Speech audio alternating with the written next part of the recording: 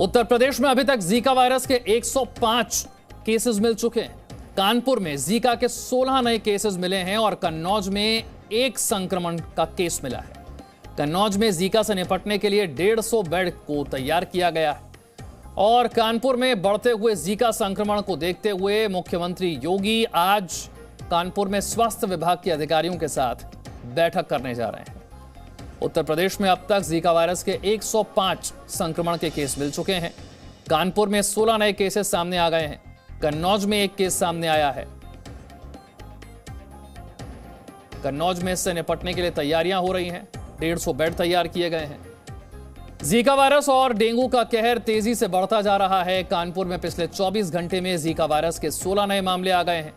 शहर में अब तक मिले जीका वायरस संक्रमितों की संख्या 105 हो गई है। दिल्ली समेत देश के अलग अलग हिस्सों में डेंगू से लोग बीमार पड़ रहे हैं। दिल्ली में डेंगू के 2708 केसेस सामने आ चुके हैं। कोरोना महामारी अभी खत्म भी नहीं हुई और जीका और डेंगू का कहर लोगों की परेशानियां बढ़ा रहा है। आपको बताते हैं डेंगू से जुड़ा टेस्ट कैसे होता है और कितने दिनों में इसकी रिपोर्ट आती है। दिल्ली समेत पूरे उत्तर भारत में इस वक्त तमाम तरह के बुखार फैले हुए हैं। कोरोना के बाद डेंगू, डेंगू के बाद जीका वायरस और साथ ही साथ टाइफाइड भी। इतने सारे बुखार के बीच में सबसे पहला कंफ्यूजन आम आदमी को ये होता है कि मुझे कौन सा बुखार हुआ है।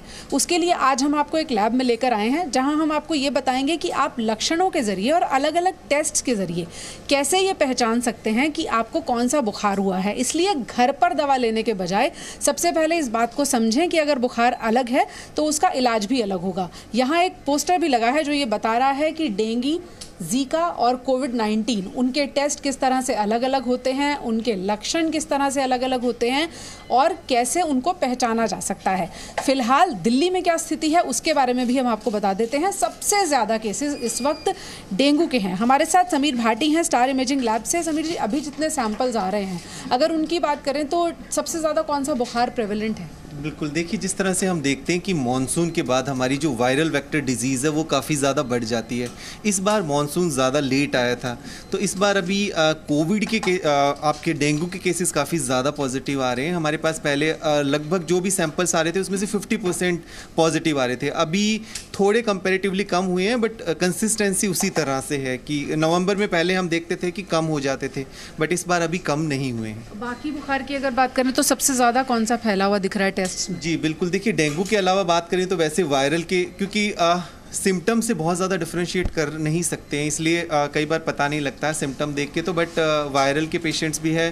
कोविड की पॉजिटिविटी रेट डेफिनेटली कम हुई है बट हाँ डेंगू के केसेस काफ़ी ज़्यादा बढ़े हैं। तो यहाँ पर अभी हम दिल्ली एनसीआर की बात कर रहे हैं। यहाँ पर जीका नहीं है लेकिन कानपुर की बात करें, कन्नौज की बात करें, 90 के करीब मामले वहाँ पर भी आ गए हैं। यहाँ आपको हम इस पोस्टर के जरिए भी ये दिखाते हैं कि लिया तो ब्लड सैंपल ही जाता है जबकि कोरोना में बहुत सारे लोगों को अब मालूम है कि नेज़ल स्वैब लिया जाता है या फिर गले से सैंपल लेके टेस्ट किया जाता है और अलग अलग टेस्ट से इनको पहचाना जा सकता है। लेकिन फिर भी जैसे समीर जी ने बताया पहला कंफ्यूजन यही है, सिम्टम सबके एक जैसे हैं।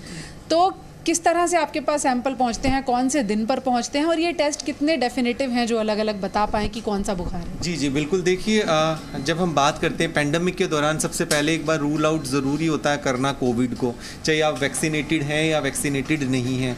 तो कोविड टेस्ट के साथ भी है डेंगू के टेस्ट लिखे हुए होते हैं और इसके अलावा अदर जो वायरल डिजीज़ के जो वायरल बुखार के लिए टेस्ट होते हैं वो भी सब लिखे हुए होते हैं। इसके अंदर डेंगू के लिए हम जिस तरह से कर भी रहे हैं कि आपका IgM टेस्ट होता है, इसके अलावा NS1 एंटीजन टेस्ट होता है और PCR टेस्ट भी होता है जो हम कोविड के लिए करते हैं वो डेंगू के लिए भी होता है। बट इसमें लक्षणों को ठीक तरीके से देख के टेस्ट को एडवाइस करना बहुत ज़्यादा ज़रूरी होता है। और अब आपको बताते हैं कि जीका वायरस के कब कितने मामले सामने आए हैं देश में।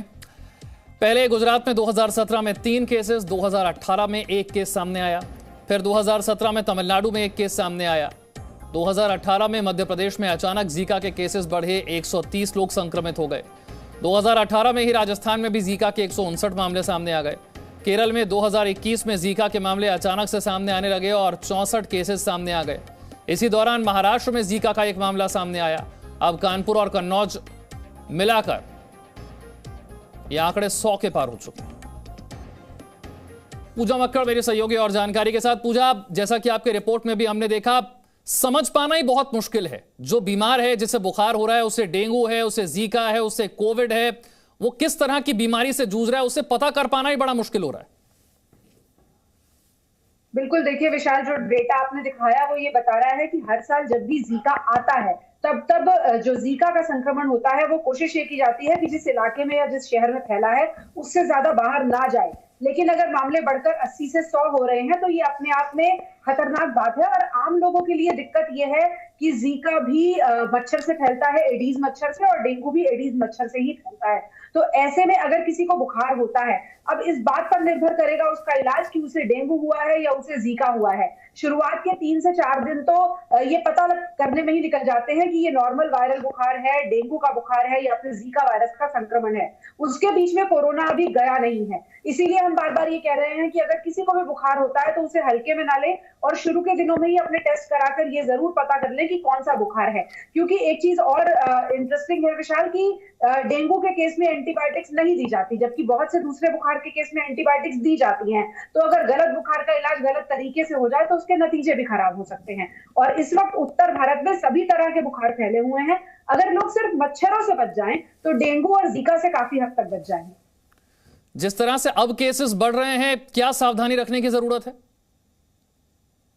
देखिए, सबसे पहली सावधानी तो यही है विशाल कि मच्छरों से अपने आप को बचाएं। इस वक्त मच्छरों की ब्रीडिंग का सीजन चल रहा है। जब ठंड पूरी तरह से नहीं आई है तो मच्छर बहुत ज्यादा हैं। अगर मच्छरों से बचाव कर लिया तो डेंगू से भी और जीका से भी बचने के पूरे चांसेस हैं। ऐसे लोगों के लिए खास तौर पर ध्यान रखने की जरूरत है जिनको कानपुर या कन्नौज के आसपास यात्रा करनी है। ऐसे लोगों को वहां नहीं जाना चाहिए फिलहाल, क्योंकि कानपुर का पहले सिर्फ एक एयरफोर्स स्टेशन के आसपास का इलाका था जहां पर मामले आ रहे थे, लेकिन अब उसका दायरा बढ़ चुका है। कन्नौज में भी मामले सामने आ गए हैं।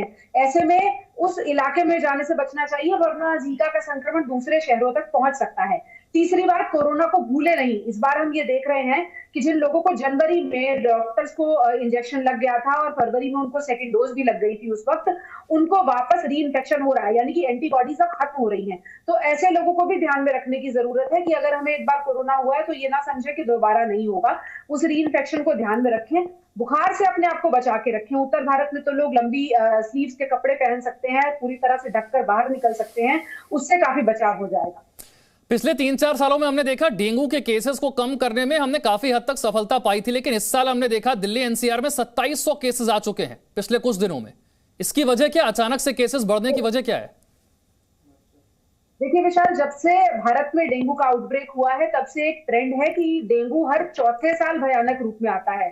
उसके पीछे एपिडेमियोलॉजिस्ट की अपनी थ्योरी है कि ऐसा क्यों होता है, लेकिन 2017 में इससे पहले सबसे ज्यादा मामले सामने आए थे। और अगर अभी की बात करें, 2021 की बात करें, तो ये चौथा साल है। तो अगर इस हिसाब से देखें तो 22, 23 और 24 ठीक निकलेगा और 2025 में एक बार फिर से ऐसा ही आउटब्रेक डेंगू का देखने में आएगा।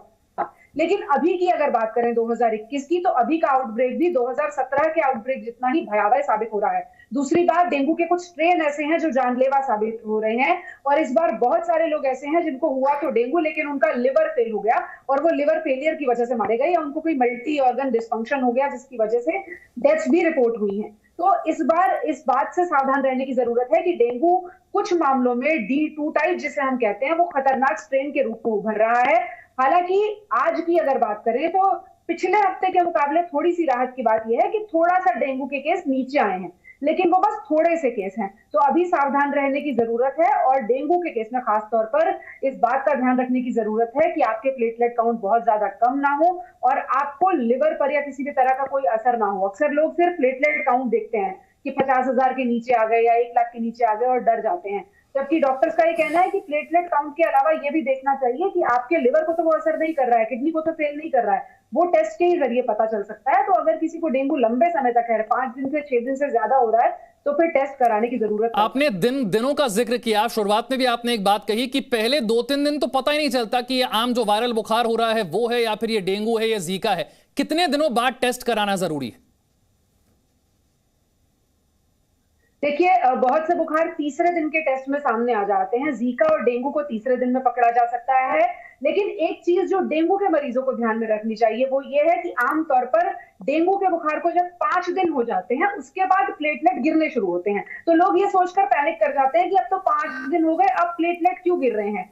डेंगू का फिनोमिना ही यही है कि 5वें दिन से प्लेटलेट गिरते हैं और फिर अगर बहुत गंभीर हालत नहीं होती तो 7वें 8वें दिन पर वो वापस बढ़ने भी लगते हैं। एक और चीज भी डेंगू के केस में लोगों को समझनी चाहिए कि भले ही आपका प्लेटलेट का काउंट 1 लाख हो, आपको हॉस्पिटलाइजेशन की जरूरत नहीं होती। अगर आपको कोई गंभीर बीमारी है, कोई दूसरी समस्याएं हैं, तो हॉस्पिटलाइजेशन की जरूरत होती है। और अगर आपका काउंट एक बार 1 लाख गया लेकिन अगले टेस्ट में, प्लेटलेट के टेस्ट में वो 1,10,000 आ गया, तो इसका मतलब है अब वो बढ़त की तरफ चला गया है। उसके बाद प्लेटलेट आमतौर पर नीचे नहीं आते हैं, भले ही वो 1,000, 2,000 करके बढ़े, लेकिन डेंगू के केस में प्लेटलेट ये देखा गया एक बार बढ़े तो फिर बढ़ते चले जाते हैं। वहां से खतरा टला हुआ मान लेना चाहिए। लेकिन 50,000 से नीचे अगर प्लेटलेट है, उसके लिए कंप्लीट ब्लड काउंट अपना कराते रहे। 5वें दिन के बाद से सिंपल ब्लड टेस्ट होता है जिसमें ये पता चल जाता है कि प्लेटलेट नीचे गिर रहे हैं या नहीं गिर रहे हैं। 50,000 के नीचे सावधान होने की जरूरत है।